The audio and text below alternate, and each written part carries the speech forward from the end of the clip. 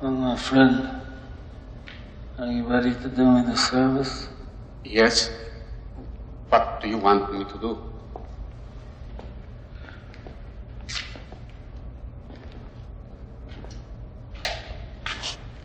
I want you to use all your powers and all your skills.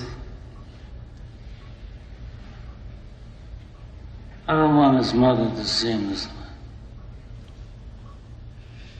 They fly now? They fly now!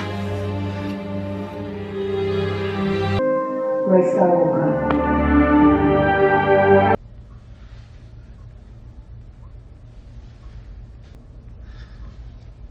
Look how they massacred my boy.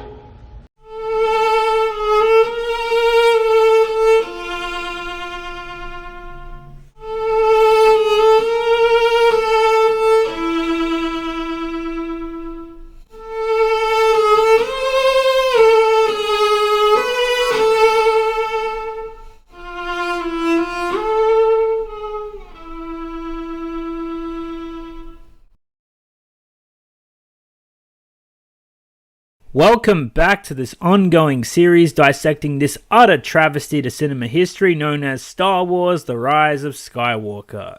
Before we begin, remember we are currently only 10 minutes through the dissecting of this movie, but we have already been talking about it for collectively over an hour. So if you enjoyed this part of the series, be sure to go back and watch parts 1 through 3. We have covered the marketing of this film, the opening crawl, and the introduction to our four main characters, Rey, Kylo, Poe, and Finn. And we left off at Rey giving Leia her brother's lightsaber and telling her that she will, quote, earn Luke's saber one day. What?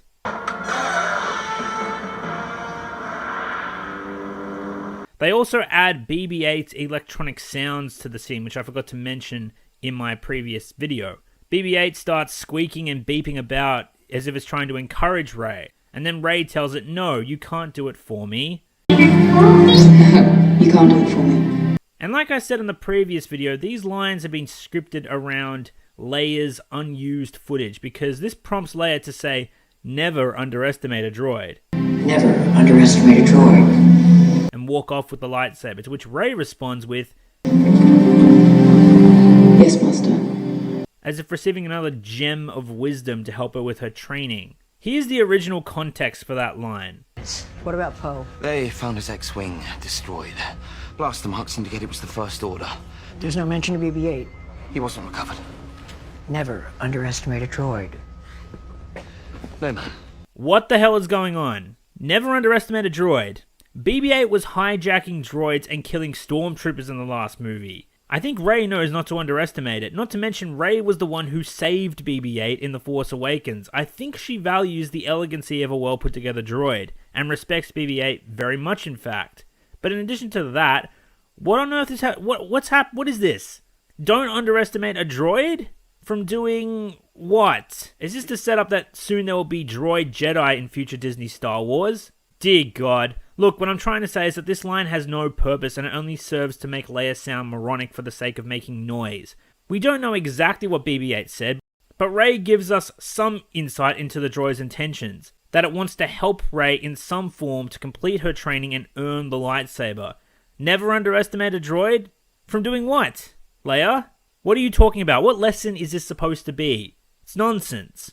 And it doesn't help the story, the characters, or any aspect of the film. Anyway, in the same scene, and I forgot to mention this as well in my previous episode, they had Carrie Fisher's daughter, Billie Lourd, I can't pronounce your name, I apologize for that, addressing her mother as General, and she tells her that the Millennium Falcon still hasn't arrived yet and Command is waiting for her guidance. Now, I can't speak for everyone else, but personally I found this to be quite uncomfortable. I think it was a gamble on the part of the writers to help butter the audience up for the film and to invoke sympathy for Carrie Fisher's family in order to give the illusion of the movie having higher emotional stakes. I've been through the introduction to Leia, and to sum it up, there's no practical purpose for having her in this film whatsoever. It is in fact the opposite. It is detrimental, and using her so integrally for the story, for the purposes of tugging on the heartstrings of disenfranchised audience members for sympathy to drive ticket sales, is nothing short of shameless. As an audience member, knowing who this actress was when she addressed her deceased mother, who was non-existent on the set, I found it to be quite jarring personally, and it made me feel uncomfortable. And to be perfectly honest, I thought it was cruel to the actress, instructing her to act as if her mother was still alive. This is something they didn't have to do, but they did it anyway. And yes, she probably wouldn't have minded doing the scene, and perhaps she even volunteered for it. And if so, then that vindicates Disney and Lucasfilm. But still, this small interaction didn't need to happen. It wasn't crucial to the story, and the informed audience members such as myself would have noticed this little detail and had a similar reaction. If you wanted to have this one line of dialogue, it could have been Rose Tico or literally any other Resistance member. Maybe even introduce a new character, but no, it had to be Carrie's daughter, no one else. Do not take me for some conjurer of cheap tricks. Anyway, we cut to Rey doing some homework in a small office bedroom thing she's made up for herself on the Resistance base. She is reading the sacred Jedi text that she stole from Luke Skywalker. Just like everything else she's bloody stolen. Rey Skywalker. No, please, no more. And somehow Rey can read these ancient hieroglyphics like she was reading any other university textbook. Or can she? Prior to meeting Luke, she knew the Force was real for like a day. She knew the Force was real for 3 more days during The Last Jedi. And now she's had a year of training, supposedly under Leia, who also wasn't introduced as a Jedi Master until Star Wars The Rise of Skywalker. Where in the hell did she learn how to read this ancient text? Even Luke Skywalker didn't read the books, according to Yoda. The sacred Jedi texts. Oh, read them, have you? Well, page turners, they were not.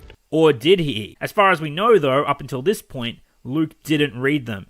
Not necessarily because he couldn't read the glyphs, but to grind this to a halt for the sake of time. That whole storyline is so broken, let's not get too hung up on that. Back to Rey, she's a scavenger who came from nowhere, right? Abandoned as a young girl and forced to toil in the desert for several years. She has no formal education, or even homeschooling. She was abandoned as an infant, correct? So in actuality, she shouldn't know how to read or write anything. Yet she can read ancient Jedi text and learn from it like the goddamn Karate Kid tried to do but failed miserably at. 6, 7, Learn from books? 8. And a few months at the Y in Newark where I live. Anyway, let's move on. A Resistance fighter then calls out to her, "Rey, the Falcon's back." And we finally get somewhat of an enjoyable scene. Our first character dynamic between the trio of the Disney trilogy, after 2 whole movies with no dynamic between the 3 of them whatsoever. Not to mention a film where 2 characters met, where they really should have met already, and when 2 supposed best friends and potential love interests didn't even speak. Such wasted potential. Anyway, Rey is horrified at the state of the Falcon, and Poe is dismissive, annoyed, and equally angry at the state of his droid, BB8, after it was crushed by a bloody tree. I could've used your help out there. How'd it go? Really bad, actually. Really bad. On ship. What'd you do to the droid? What'd you do to the Falcon? Falcon's a lot better shape than he is. BB-8's not on fire. What's left of him isn't on fire. Tell me what happened. You tell me first. You'd figured he'd stop lending her the damn droid after she's exhibited such poor care towards it. They are both at odds with each other, but the manner doesn't come across as hostile. In fact, the chemistry on display between the actors makes the audience feel like this is a regular occurrence, which is a good thing, by the way, show don't tell. If I'm able to praise JJ for anything, it's how he's able to generate a flow with these characters. Then again, he would be the one to do it since he was the one who, created them in the first place. Anyway, Rey calls Poe out for being difficult, and they each get so choked up on their words and each of their perspectives that they brush each other aside and tend to more important things. You know what you are? What? You're difficult. Really difficult. You- You're a difficult man. You are... Rey. Finn. Oh. Rey embraces Finn, and finally the two are able to communicate for the first time on screen since 2015. Yeah, barely. So, bad mood? Me? Him. And honestly, I couldn't help but chuckle at the delivery of Finn's line here. Always.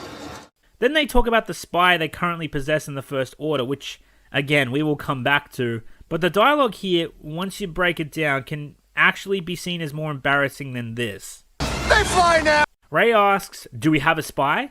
Which, first of all, shouldn't you know what they were up to as one of the key members of the Resistance? And secondly, why would they go to retrieve information on the condition that they might have a spy in the First Order? You either have a spy or you don't, guys. And then Chewbacca interrupts her, telling them that they used light speed skipping.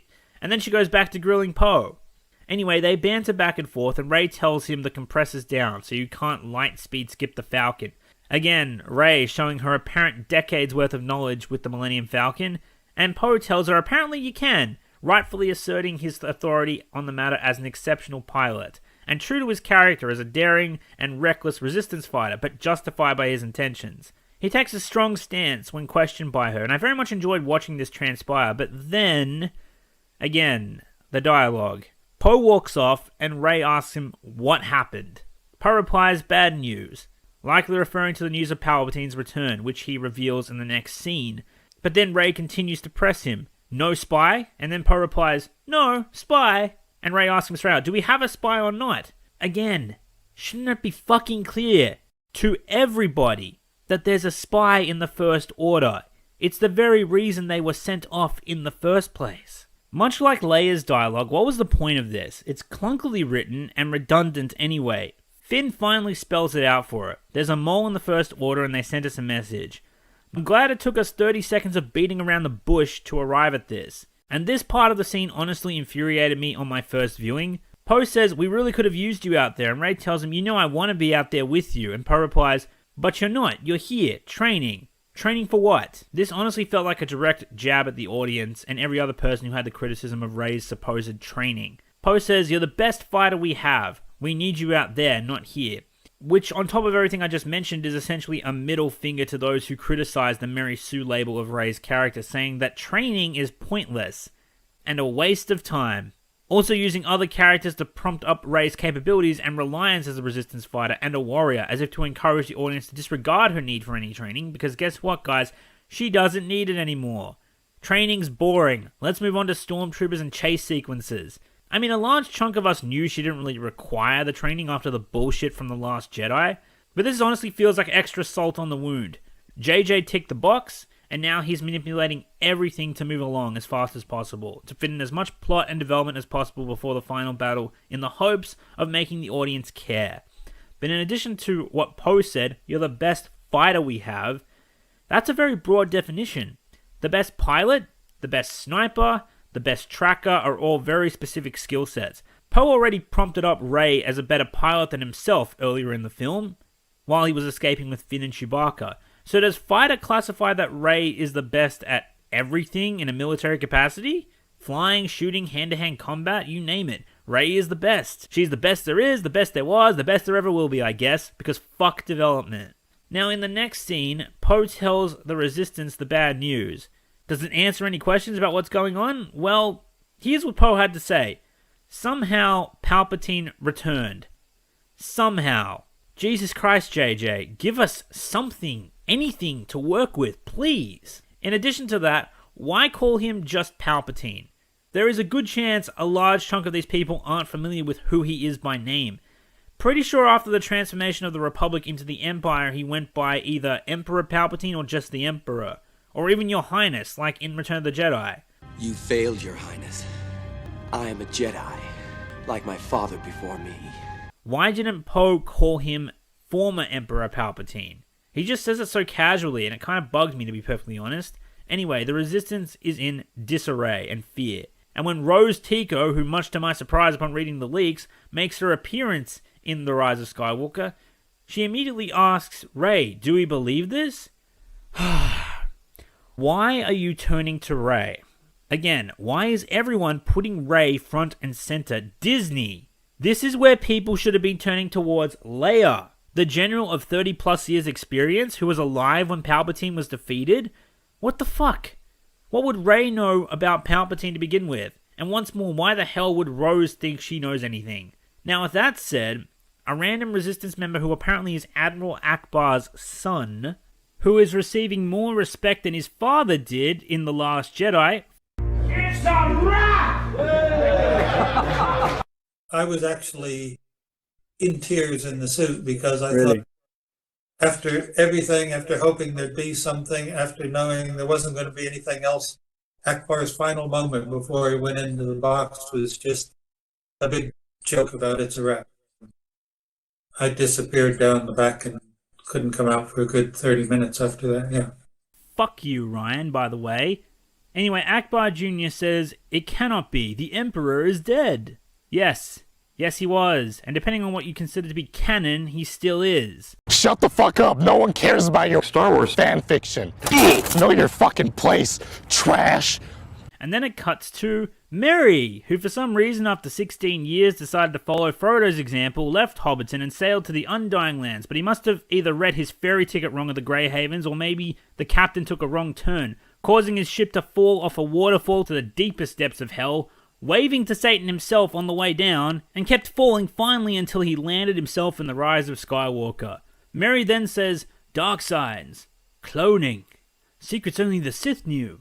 Yeah, I'd love to know exactly what the fuck those secrets are, but in addition to that, how the hell does Merry know all this like it's something he has researched extensively, but decided not to tell anyone about? Merry the fucking Hobbit knew all about it? And as we are about to find out, Luke fucking Skywalker knew about this as well. Why didn't he act sooner before starting the bloody temple that Kylo destroyed? And furthermore, why did he just give up search for it if he knew there was a looming threat? Why didn't he mention this to Rey in The Last Jedi? Christ, why is every character supposedly competent except for the legacy characters in this hot mess of a trilogy? But as I said before, that's not the only thing Luke kind of forgot about mentioning to Rey. Then Poe goes on to tell everyone of the copy-pasted Star Destroyer fleet that Palpatine's followers, the Rise of Skywalker, it doesn't answer anything, have been building this whole time. Poe says he calls it the Final Order, and millions of audience members suddenly cringed out in terror. Poe says he's been hiding on a world called Exegol this whole time, and R2 spazzes out saying that Exegol is an uncharted planet, but legend describes it as the ancient world of the Sith.